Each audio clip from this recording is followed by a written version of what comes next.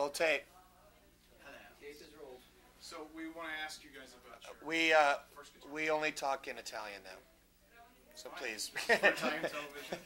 Transpose. Yeah. Turn it away. Talk to the wall. Mafia style. Early influences, guitar, music. Gilby Clarke had the biggest impact on my early years of guitar playing. You know, when I was in England in the late '60s. Yeah, well, you know, when I was touring about that time, you know, of course I was minus 6 years old at the time. Well, of course. But We don't want to give away our age, you know. That's my earliest influence, you know. And then, of course, lately, you know, guys like Rod Stewart. Rod he's a great guitar player. Robert Plant was always fantastic. Mm-hmm. And Sid Vicious. Oh, the best. He really was great. He was the one who made me buy my first guitar, Sid. Really? Yeah. The Mercedes one? Yeah, 1957. Oh, man. It's very important to have these influences. You know, because, I mean, you know, it's not the typical ones. No. Because of the typical ones, then you end up playing typical. You should always hone your songwriting, you know, and it's very important when you take from people like, you know, Sid and stuff like that. Rod Stewart. Yeah, Rod, very good. Rod Stewart's great. Barry Manilow, wow. He has not only style, but class. You know, but... Should never interview two guitar players together because we have no idea what we're doing. Just like when we play live, we have no idea what the hell's going on. First guitar quick. Okay. I'll tell you, Tracii's, your biggest influence is definitely Jimmy Page. No, it's not! Think so? Did anybody ever see Tracii on his first tour where he wore his Jimmy Page outfit? I did not. Yeah, you did. I don't have a theremin or a bow or a Les Paul. A theremin, a Les Paul, a bow, and Marshalls, and an Echoplex, and I don't have any of those things. And who else besides Jimmy Page? Well, I think, especially when I was younger. Well, let's see. Are we happening? Yeah. I think Joe Perry was pretty big. Ted Nugent. You know, my guitar playing years were like 1975 through like 77, 78. Yeah. You know, the impact. So, like, you know, all those guys. Nugent, Tony Iommi, Eddie Van Halen, you know, Randy Rhoads, Michael Schenker. You know, but I know him. I'm easy. Keith? And Ronnie. Ronnie Wood. Well, no, George Harrison, Paul McCartney, John Lennon. I like the Beatles and I like the Stones. And so, Rick Nielsen. I like Cheap Trick. But I also like a lot of the glam stuff, like Mick Ronson. Mm-hmm. Mick Ronson. Like when I first started playing stuff, I learned a lot from those guys. Yeah, that's his thing. Together, we're a great guitar player. Takes two to make one good one. Very much so. But yeah, anything with a tube. Yeah. You know, anybody who played through a tube. You know. But those '70s guitar players were great. It's like they started with the blues and stuff, and then took it to the next level. Yeah. You know. Yeah, I think everybody else really, after that, is either doing what they're doing, maybe a little better because it's more refined, or guys are just making noise. You know, I don't think anybody really since Eddie Van Halen's really done anything, you know, better or more innovative. What about that guy that invented the Chapman stick? What about that? That was pretty creative. Yeah, but musical, you know, I mean, that's the problem is, you know, writing a good song on the guitar and being great. You know, I mean, it's a tall order. It's hard to be original, you know, come out with something new. So, I mean, you know, it's tough these days. I mean, you know, you got guys like Tom Morello and Dimebag from Pantera and stuff like that. But, I mean, it's just not, it's not traditional. You know, I mean, Eddie Van Halen was still traditional. You know what I mean? He just expanded the boundaries and stuff like that. You know, I mean, I would love to hear Tom Morello play a guitar solo. I bet it would be phenomenal. You know, but I think guys are so scared these days. First guitars and how'd you go? My first guitar, let me see, what was my first guitar? My first real guitar. I mean, some of us started out having to buy like a copy Les Paul or something. My first real guitar was a �76 BC Rich Mockingbird. Wow. And I saw Rick Derringer play one, and I gotta have one of those. That's a cool guitar. And I got that, and it got stolen, and then after that, I bought my first real Les Paul, and I haven't gone back since. Yeah. Well, you're a good telly guy. I love tellies. And you know, it's funny, I actually worked at a music store when I first started, And so I used to, like, whenever somebody was selling a guitar, if the store didn't want it, you know, I would buy it. And I used to get, like, Les Pauls for, at that time, like $200-300, and Telecasters for, like, $85. You know, and of course, at this point, now they're all worth a fortune. Oh, well, you know, when they came out new like that in '59, and, you know, you could get them cheap like that. Wait, my first, check this out. Actually, one of my main Les Pauls I still play to this day, I bought when I worked at a gas station. Some guy pulled in and goes, "Hey, you play guitar?" And I go, "Yeah." And he goes, "Want to buy a guitar?" And he showed me my black Les Paul. Yeah, he hasn't changed the strings since. Of course Last not. week he broke 3 strings on it. It's all about the tone. Yeah. Wow. So what was your first? Wow. I've had a few. I think my first guitar was, I know what it was. It was a 57 Harmony. It was a little solid body. Kind of looked like a Fender Mustang, I guess, kind of looking thing. And I had that. I got that when I was 6. Played that till I was 12, or I saved up and got a Les Paul. I buy it, and they ripped me off. And West LA Music, man. Still mad about that. I was 12 years old. I went in. I bought a Les Paul Custom, $720 plus tax.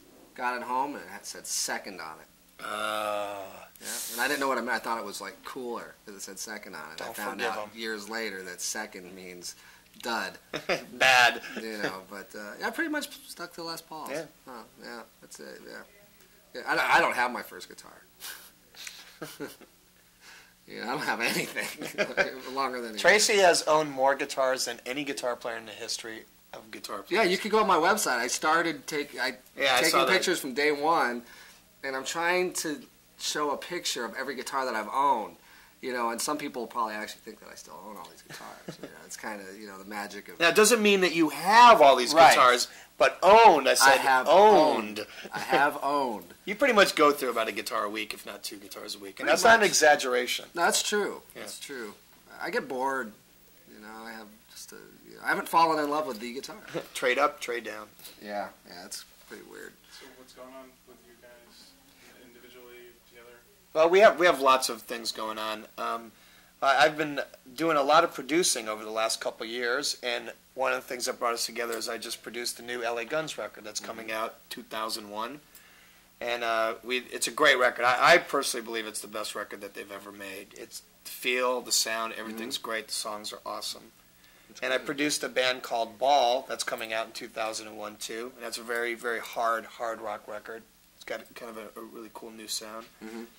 And besides that, we have a Thursday night blues band we call the Starfuckers, and we play every Thursday night. It's a jam band, and the band's going to go on to make a record next year.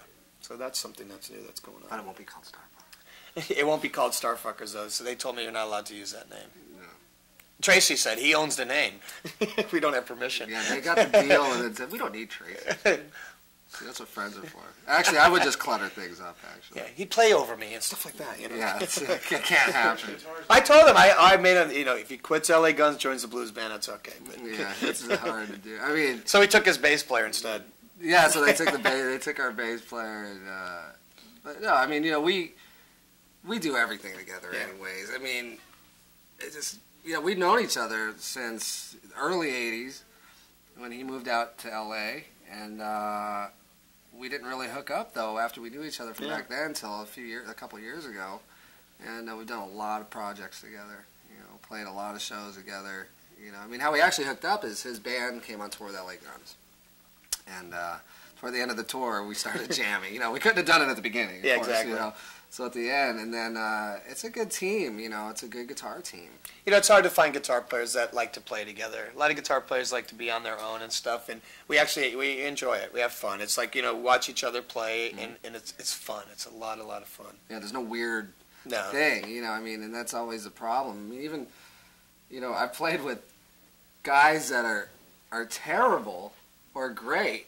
I don't want them to play. It's just like, shut up over there. You know, you're making a racket, you know, and but when we play together, it's just like, it's really 2 different instruments, Yeah, it's you know, fun. playing, and it's great, and you know, I think that's an important musical find in both of our lives, because, you know, it's how many other, you know, people play together like that who can do it every week or go on tour together, play every night, and have a great time and not get in each other's way, and it's kind of like violin players, they have that kind of thing. Oh, this is my chair, and I'm really glad that we play together.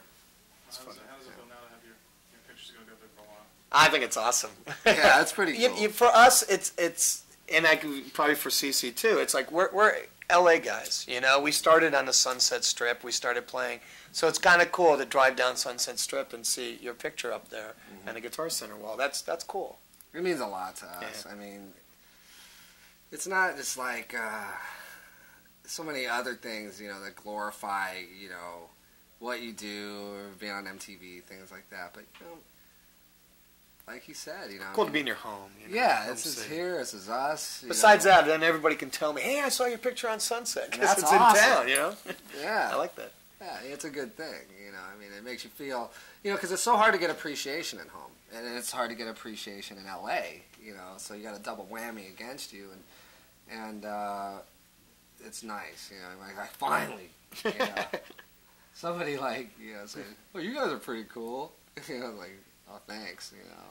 So it's nice. So it's nice to come from the streets that you came from, the strip, to having it. I used to live behind the Guitar Center. I mean, literally. There's an alley, and there used to be a little room there. This is our rectangle. Yeah. Yeah. Yeah. So Familiar streets. it's kind of like they tore my house down, but put a picture of myself. Hey, yeah, all right. That works. Anything else you guys want to add? Rock and roll. Nah, we're just gonna keep going, man. It's fun. Yeah, it's having a good time. As long as Chuck Berry's around, we'll be okay. Thursday night, every Thursday. That's where we'll be. Cat Club on the other side of Sunset Strip. Walking out. You want one of those sandwich boards? Yeah, exactly. Come see us play Thursday. Chiron. Cool. Actually, we don't need any more people to come. No, I know. It's insane over there. It is. Great, guys. Thanks. Nice. Thank you.